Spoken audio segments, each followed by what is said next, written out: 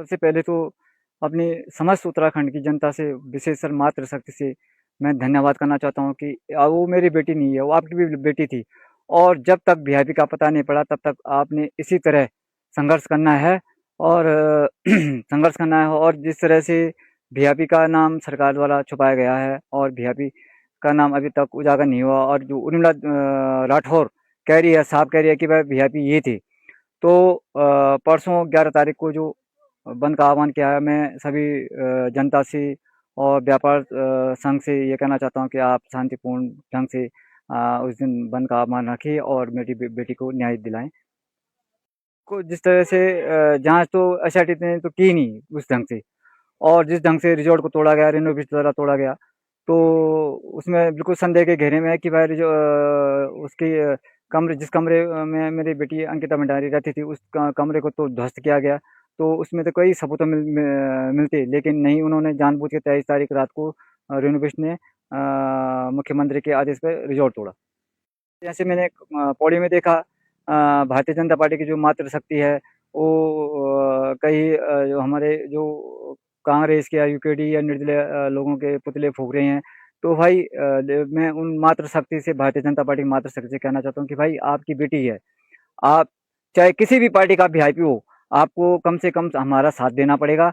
और इस ढंग से अफवाह नहीं चलाएं कि आप किसी मंत्री का पुतला फूँक रहे हैं, ऐसे ढंग से न करें। और अब अगर आप शांति चाहते हैं, उत्तराखंड में शांति चाहते हैं, तो आप हमारा साथ दें और वीआईपी का पता लगाएं।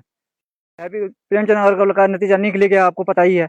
और विशेष स्तर में भारतीय जनता पार्टी के जो मंत्री हैं, सांसद हैं, विधायक हैं और जो कार्यकर्ता हैं, अगर आप अब उत्तराखंड को अपनी बहनों बच्चियों को अगर आप सुरक्षित रखना चाहते हो, तो आप कृपया इस पार्टी से त्यागपत्र दे दो और हमारे साथ जब तक मेरी बेटी को न्याय नहीं मिला, हमारे साथ खड़े रहें। धन्यवाद करना चाहता हूँ, जैसा कि उत्तराखंड में तो हुआ, हर एक जिले में हो रहा है, उनका भी धन्यवाद करना चाहता हूँ। पूरी मातृशक्ति और जो जितने भी राष्ट्रीय क्षेत्रीय दल की पार्टी हैं, वो संघर्ष करें, मैं उनका धन्यवाद करना चाहता हूँ। विशेष दिल्ली में भी कल जंतर मंतर में हुआ, उनका भी धन्यवाद करना चाहता हूँ। और अभी मैंने सुनने में आ रहा है कि महाराष्ट्र, बिहार, पटना, ये सारे लोग अभी धरना प्रदर्शन करने जा रहे हैं, अगर उत्तराखंड की सरकार ने सीबीआई की जांच न रखी तो।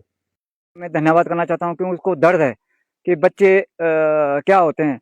अगर किसी के बच्चे पे अगर किसी की अंगुली कट गई या चोट लगे तो कितना दर्द होता है।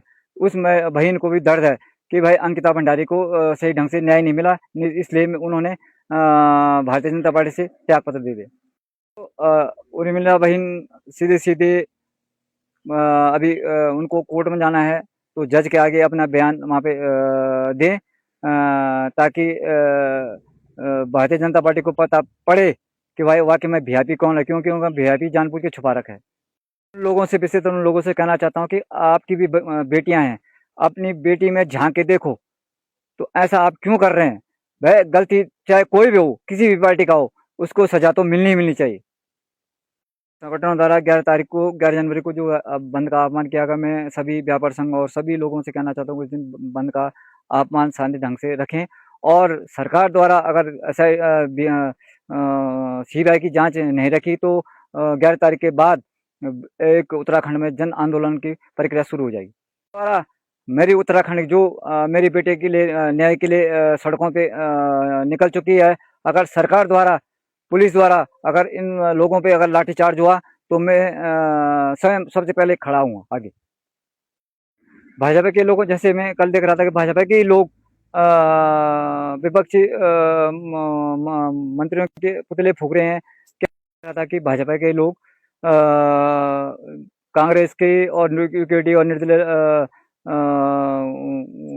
उनके क्या, कल से देख रहा था कि भारतीय जनता पार्टी के द्वारा यूकेडी, कांग्रेस और निर्दलीय संगठनों के पुतले फूके जा रहे हैं।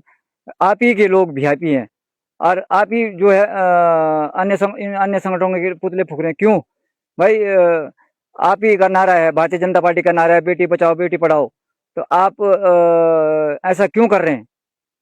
भारतीय जनता पार्टी की सरकार है, तब से यहाँ पे हत्याएं, दुराचार, मतलब इन्हीं के शासनकाल में हो रहा है। ये भी सुना मैंने कि जैसे 27-28 लोगों पे मुकदमा दर्ज किया गया, और विशेषकर जो हमारे पत्रकार भाई हैं जो कि मेरी बेटी की आवाज़ उठा रहे हैं, उन पे सरकार द्वारा मुकदमा चलाया गया है। क्यों, आखिर क्यों? भाई यही लोग हमारे पूरा सहयोग कर रहे हैं शुरू से अभी तक, और मैं उनका धन्यवाद करना चाहता हूँ, सोशल मीडिया का धन्यवाद करना चाहता हूँ कि अभी तक हमसे जुड़े हुए हैं और इसी तरह आप जुड़ते रहें, करेंगे। पर लेकिन मैं उस बहन से कहना चाहता हूँ कि आप डरें नहीं, जिस जब ज़रूरत पड़ेगी मैं आगे खड़ा रहूँगा।